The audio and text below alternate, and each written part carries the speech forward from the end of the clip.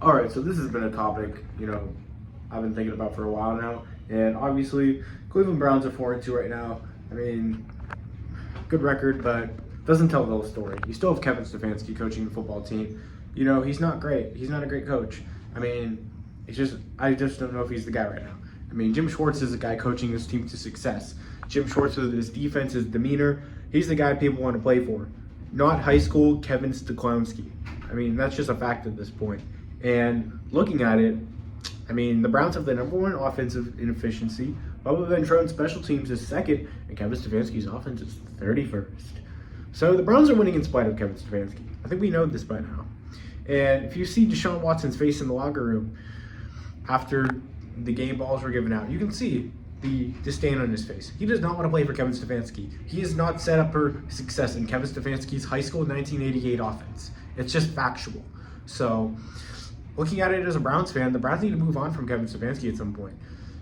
I was even saying, is it possible to fire a coach after a win? Because Kevin Stefanski tried to sell the game. First down, second down, third down, passes the ball every time, doesn't run until fourth down. Kevin Stefanski's a success, even though it was no success. Because why are you waiting until fourth down to run football? You're at the 1 yard line. You have 35 seconds to go. You need to take time off anyway, so the Colts don't have enough time to go down the field and possibly go out and kick a field goal if you get stopped on a play. Honestly, what I would have done, I would have ran it on first down. If you don't get it there, run it on second down. You run it there, you don't get it there, pass on third down, you don't get it there, then run it on fourth down again. They ran it on fourth down. Cool. But almost cost us the game. It was basically 3 plays blown away. The play calling was absolutely abysmal on Sunday, especially on that last drive. PJ Walker and the Browns offense did everything they could to win that game. It was not Kevin Stefanski. They won in spite of him. Kevin Stefanski is 31-27 with a 46-12 roster. Kevin Stefanski is not the guy in Cleveland. He's part of this Ivy Code bullcrap with Paul DePodesta and the Black Joe banner Andrew Berry. So that's what you're looking at right now. It's the Ivy League nerds. Although I don't mind Andrew Berry. I like Andrew Berry. I think he should stay on the staff. But Paul DePodesta and Kevin Stefanski need to go. And Jimmy Haslam needs to see that. The Cleveland Browns play the Seattle Seahawks at Seattle. Are they going to win that game? Probably not. Do you know why? Because Kevin Stefanski and Paul DePodesta's game plan is going to be a pile of bullcrap if Watson plays or not. It's not going to help PJ Walker succeed. It's not going to help Deshaun Watson succeed. They have to run the football. Are they going to be able to run the football? Possibly. Are they going to win the game? Probably not. I'm picking the Browns to win because it's my team and I want them to win, but if there's a reason why they may lose, it's the Kevin Stefanski effect. I mean, look at Deshaun Watson. All the talent in the world, and he's absolutely terrible now. He was never terrible with Bill O'Brien or anyone like that. Now he's absolutely terrible with Kevin Stefanski. So, take that as you will. Stephon Danielson Diggs demanded a trade out of Minnesota. 63 receptions because of Kevin Stefanski. Odell Beckham Jr. demanded a trade out of Cleveland because of Kevin Stefanski. Jarvis Landry demanded out of Cleveland, basically, because of Kevin Stefanski. The Kevin Stefanski offense is not great for receivers. Amari Cooper had 2 catches on Sunday when the Browns were throwing the ball the whole game. You know why? The Kevin Stefanski 20-yard box offense, high school offense. The high school offense that was invented when bands like Journey were playing. That's what Kevin Stefanski uses for his football team. So, it's not conducive to NFL football in 2023. The Cleveland Browns need to know this, and yeah. Kevin Stefanski makes Hugh Jackson look like Vince Lombardi. I mean, it's absolutely irate and unreal what is happening in Cleveland football right now. This could be a 6-0 team. This could be a Super Bowl team. You could have Jim Schwartz as the head coach, and this team would be on track to be a favorite for the Super Bowl. But no, we're barely going to make the playoffs, even if we make it, because of Kevin Stefanski. Kevin Trevathon. So, looking at it, the Browns, they have a limited ceiling at this point. You know why? The unconducive offense by Kevin Stefanski. And listen up, Kevin. If you're watching this, I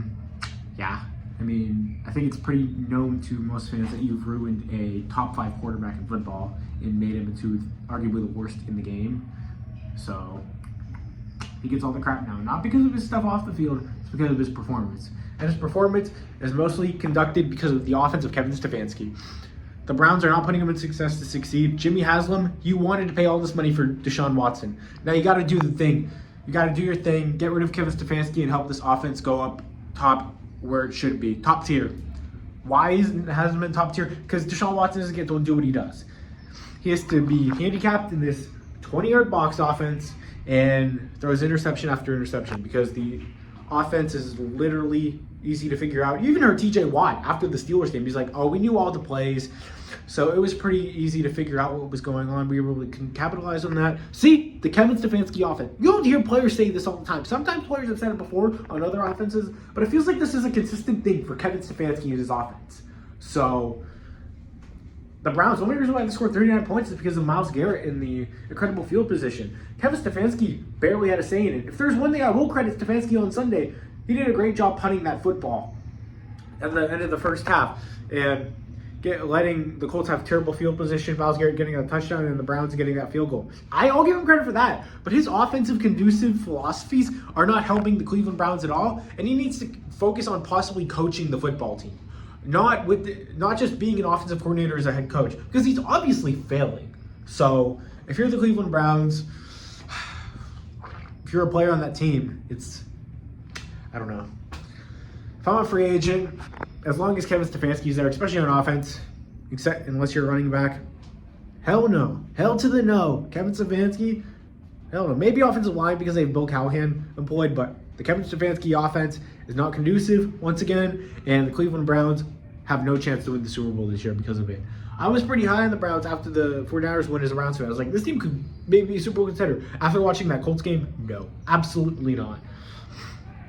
We were definitely... The refs definitely gave us some leeway too, so...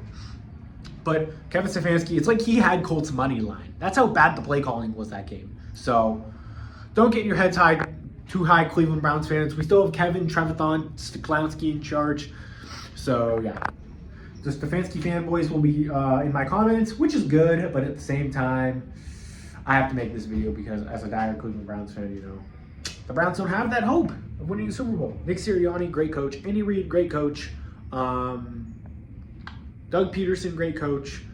You got a lot of good coaches out there that have a chance to win the Super Bowl. Even Kyle Shanahan still. And even a guy like Zach Taylor. He might not be great, but he's better. He's miles ahead of Kevin Stefanski. And that's not saying much, though. But it is true. But Kevin Stefanski, Ivy Code, man. What are you doing? We're trying to win a Super Bowl. We're 4-2. We're winning games, but at what cost? Kevin Stefanski.